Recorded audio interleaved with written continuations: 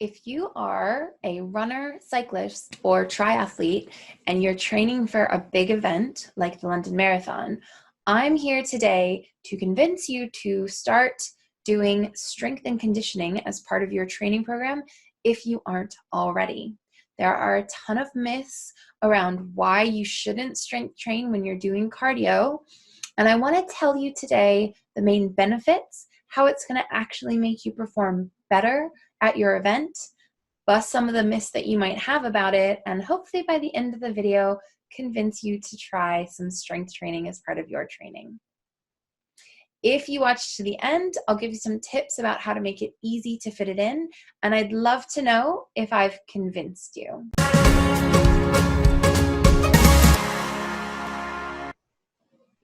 Hi, I'm Catherine. I'm a sport and remedial massage therapist and the founder and principal therapist of an award-winning sport and remedial massage clinic in London.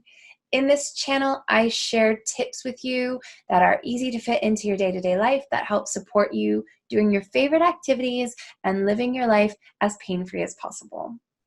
It would be easy to think if you're training for a big event like marathon or the London Ride 100 that all you need to do is get in those miles, right? You're not running an assault course. You don't need a lot of strength. You just need endurance. And for that reason, a ton of people who are prepping for cardio events like cycling, running, and triathlon don't include strength training in their training program. And that's actually a huge mistake.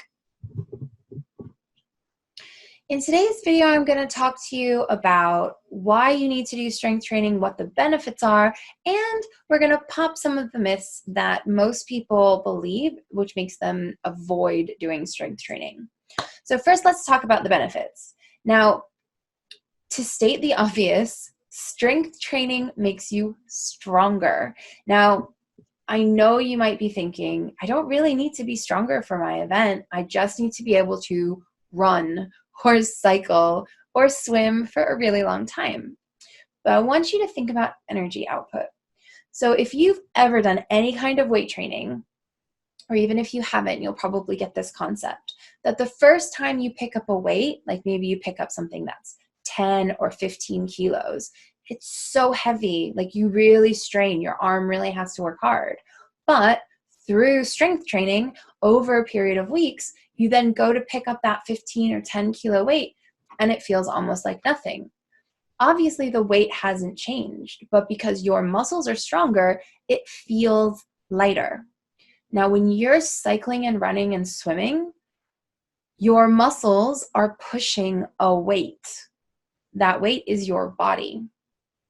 So if you have stronger muscles, your body is going to feel lighter and it's going to be easier to get through the event because it's not as hard to push you through it. Even if that were the only benefit to strength training, I would say that's enough. But I actually have another one for you. The other thing that strength training does is it helps you be more stable. So a good strength and conditioning program wakes up all your supporting muscles. It's very easy for your brain to rely on your hamstrings and your quads and your calves to push you through, especially if during the week you have a sedentary job and you're sitting at a desk or you're not having to use your core muscles. Your abdominals will switch off, your pelvic floor won't be very strong, and your glutes will stop working. And those supporting muscles, along with other supporting muscles in your leg, are really important to keep you stable. Now, if you've watched the glute activation video, you might know what I'm going to ask you to do next. If not, if you're around somewhere that you can, stand with your feet hip-width apart and lift up one of your knees. How wobbly are you? Do it a couple of times if you have to, and then switch sides. Sometimes one side is worse than the other. So if you lift your knee once or twice or 3 times and you have that little amount of wobble that your body has to compensate for, think about the fact that your body has to do that every single time you shift your weight through a run or a cycling event, and even swimming. If your lumbopelvic stability, so if your core, your lower abdominals, your glutes, aka your butt muscles, kick in automatically, you're more stable and your body has to waste less energy trying to compensate for all of that minuscule wobbling that you're doing. And obviously, for a 5K or a 10K run or a 10 or 20 mile bike ride, that doesn't matter so much. You can get away with that kind of wobble. But when you start increasing to half marathon or marathon distances, or running or cycling 100 miles, or doing an Olympian distance triathlon, you will find that it uses up and wastes a ton of energy. And if anything, when you're doing those long events, you want to save as much energy as you can. And then the last benefit from strength training, and there I think is a little bit of conversation around this, which is why I've left it for last, is that when you strength train, you're building lean muscle. The more muscle mass you have, the more glycogen you can store. The more glycogen that you can store in your body, the longer it takes for you to run out of glycogen when you're training. Obviously, that also has to do with whether you're doing your intervals and your tempo training sessions, but it's kind of obvious, right? If your muscle stores glycogen, when you have more muscle, you can store more glycogen. Some people say it may not be a huge amount, which is why I've put it last, but I think it's an added benefit.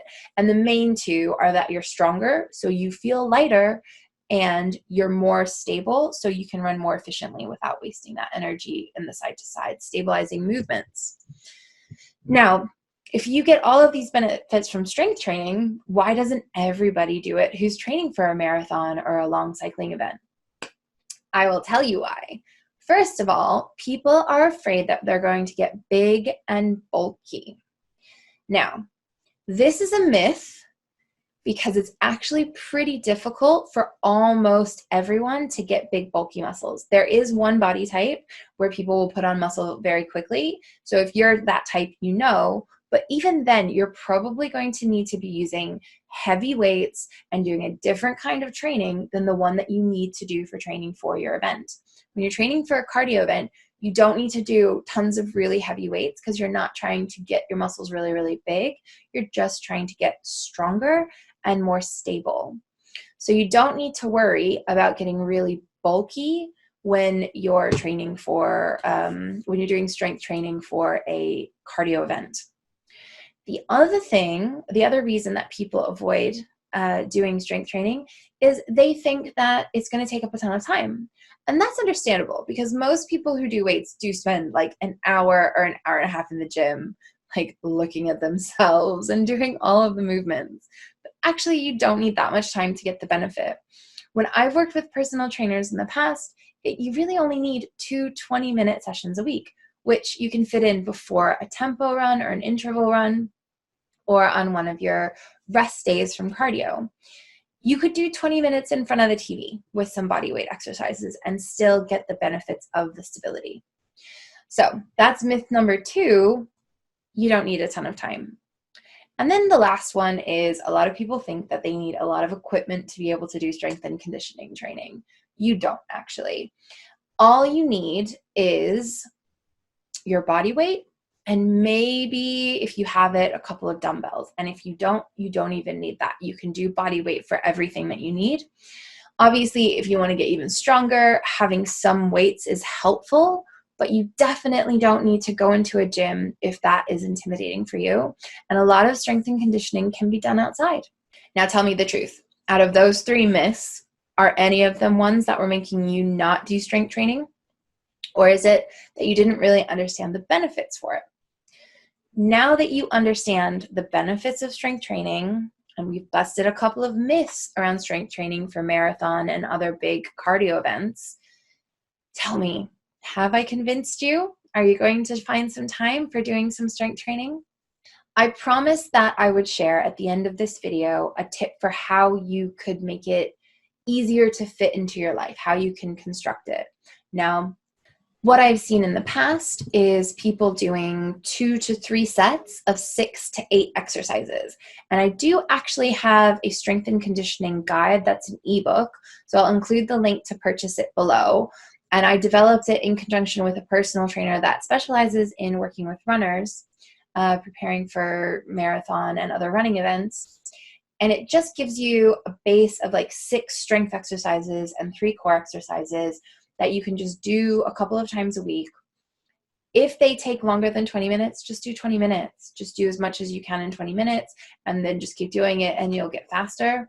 I think it's much better to do what you can when you can than to go, oh, I don't have time now, or I can't do longer than 20 minutes and this is going to take me longer than 20 minutes, so I'm not going to do it.